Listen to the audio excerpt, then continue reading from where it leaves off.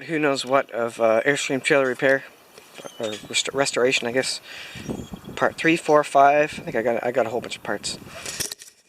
Right now we're going to look at a pair, or not a pair, a set of used rims, and they happen to have tires on them. They are 6 stud rims. They seem to measure. We spoke through email, or whatever, type through email, and the studs appear correct, although the center hole isn't correct. But they are 15-inch, and I believe these are 15-inch. And they're from a Chevy Colorado quarter-ton pickup, I think. So we're gonna find out if they work. If I've got the one tire from here in the back of the truck, and we're just gonna go have a look and see if they compare, if they are close, or well, if they are exact in measurements. They have to be pretty exact for the size of the stud hole. And this hole is smaller on my tires, which should be okay. They just won't be easily put on because they won't hug the hub. But that shouldn't be a problem. But otherwise, cross distance, you're supposed to measure, and that was 5.5 inches or something like that. It was the same between the two. So, and there's no companies that will work on these split rim tires. There's the split rim again, because they can, when you're filling up with air, they can explode. So we'll get to it. We'll see if the tires are going to work, and we'll see what we get. Well, I did go and get the tires. So there's the newish tire on the bottom there. Tread is not good, but I didn't get them for the tread anyways. I just got them for the rims. So you can see the difference if I go like this. The new ones are a little bit thicker, a little bit wider, but the bolt pattern, lug pattern matches. And I spoke with the tire guys, with tire company, and they said should be good to go. So I've got it's kind of handy actually that they're on tires, because I can just pop these guys onto the trailer and use them while I'm fixing up the trailer. So that works out well. I can pull it around and use it on these tires if I need to. It's actually better than just having the rims, so it saves us having to buy the new tires right away. Alright, got the tires home. Here's another look side by side. No, that's not side by side. That's the bottom of one and the top of one. The old one's over there. So the old one's a little bit thinner. I think these tires are maybe just fat. I'm hoping so. I'm hoping they're just fat, because I don't even know if they would fit inside the hub, to be honest. So I don't know. I guess take my chances. I don't know the width of the tire, and maybe that's something I should have considered. But like I say, these ones are pretty bulbous, kind of off the rim, whereas these are kind of more flat to the rim. But I don't know. We'll see. I'll have to test fit it. If these big fat tires work on it, then I would think anything should work on it. My kids roll these nicely over. That's why they're not piled particularly nice. But the next thing is we'll try and put it on the camper and see what happens.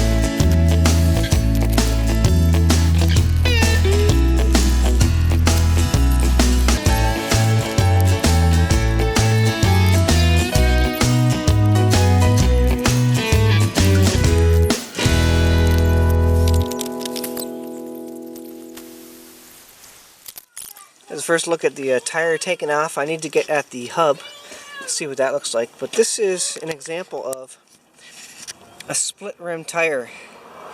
And so you got the main rim here, and then you got the bezel, or this rim that comes out apart from the actual rim of the tire. So I guess you can get tubes in easier, or get the tire on easier. And so you got to insert this. But the problem with this is that this split rim here, this has been known to, when you're inflating it, it blows up and shatters, and it's hurt a lot of people. So I can't actually get this tire worked on at the local shops, because it's very dangerous. It's technically, I've read in places it's illegal for employees to work on these tires. So, well, the first thing I have to figure out though is it in such a shape that I can actually wire brush it and paint it up. And it might be too old for that, but regardless, I don't think I have anybody that is going to work on a split rim tire for me. So that may be worthless anyway. There's a fair bit of corrosion and rust in here. So I don't know that these are usable anyways. I'm waiting for a call back. These tires, again, need to be completely replaced. There's the back of it.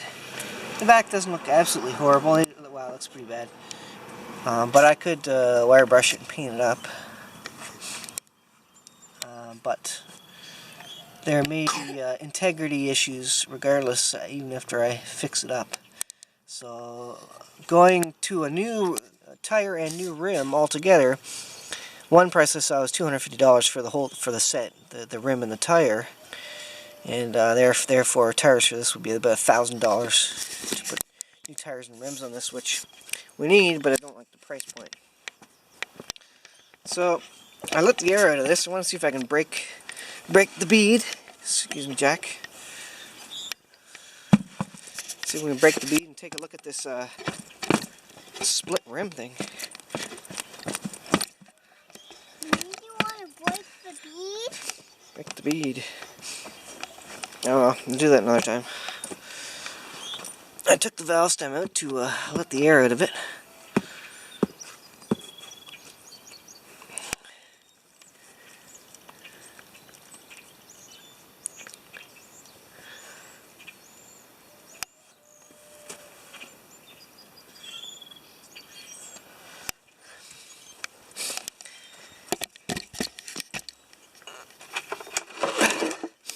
Alright, so back to looking at the wheel hub. So it spins pretty freely, all things considered. The the drum is the drum is falling apart here. Fair bit of metal is flaking off that, so that'll probably need to be replaced. There, that's where I was flaking off the metal there. If you could see that. Dad, why are you breaking that? Just start looking at it. So to get the rim off, or to get the drum off, we'll need to pop the grease cap here and take a cotter pin out, as I do believe. Now the rest of it's not too bad. That's not too bad for an exposed piece of metal in there. I can paint that up. It's not full of holes. This is pretty solid in here. Pretty solid in there. So I think, like, structurally that's fine. Not worried about that. This shock absorber, I'm sure, does nothing anymore. But the rust isn't horrendous. I think that's something I can work with.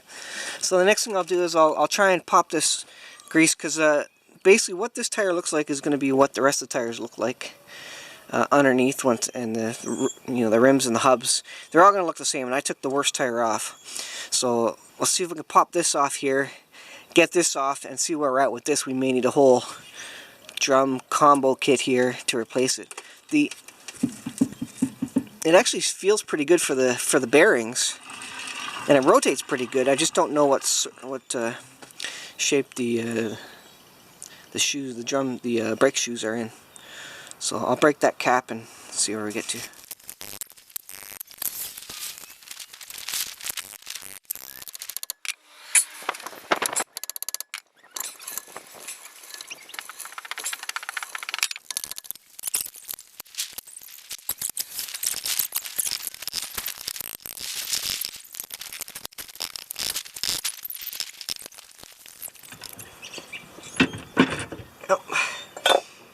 I don't know what I loosened up there, but that seems to have...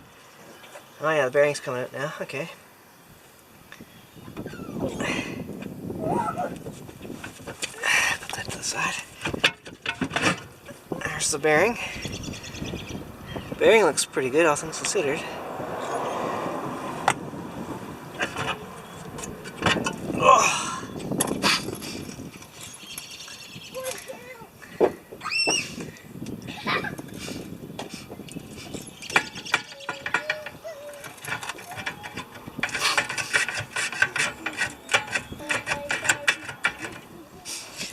Well, after looking at it, the drums don't look bad. They're not. It's not like they're scored or anything.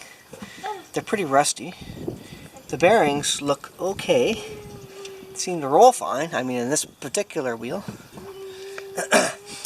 And the ElectroMagnet, I mean, nothing weird. Is looking Nothing weird there to say of it, is what I'm trying to say. The grease on the shaft, it's pretty old and disgusting, so getting some new grease on there will certainly help. The mechanism itself, I mean, the mechanism works, everything's moving. These parts aren't too rusty in here, like it's got grease on my nose. The springs and such, they're not too rusty. Quite usable. I don't know about the amount of brake pad there. Oh no, it almost looks okay to me. I don't know what the original thickness is. I'll have to inquire what the thickness of the pad should be. It's certainly not down to the rivets by any stretch. So looks like it's got some light. It looks like they're almost newer-ish. Look, they don't look that old. So I don't know if they've been replaced or what, but there's certainly great brake pad there to work with. And yeah, like all the nuts and bolts and springs and such don't look too crusty rusty. I figure I can take these apart, clean them up a little bit, get the cobwebs out of them, and to get them working again, because there's nothing else that's going to go wrong with the ElectroMagnet, and you know, the other components are intact and seem okay. So I think I can maybe get away with this. Maybe I'll wire brush these guys, and you know, painting them up is not going to do anything because the paint's going to burn off them. They look pretty rusty crusty on here, but there's actually really good thickness. Like, this is a very thick drum wall, so I don't know, I might be able to get away with that, especially if they work and if I have a new set of pads on there. So I think the main thing is the tires. If I can get the tires in there, then I'll have to get maybe a mechanic to drop over and just see what he thinks about the rest of it. See if he figures I need anything else there. But the bearings and, you know, axles and such, I mean, that looks okay. And the main frame doesn't look too bad either, so well, we'll see how that goes. I don't know if this will be a whole video or what. I'm gonna see if I can find out pricing on tires and figure out where we go from here. Alright, well, thanks for watching, folks. I'm gonna end it there and keep this video short, quicker to upload for you guys. And the next video, hopefully you'll see some inside work. I'm going to leave the tires alone for now. Once I get new tires on the rims, or at least the tires mounted, I'll show some video of that. But otherwise, we'll go on with the renovations, and hope you're enjoying it. See you guys in the next video. Over.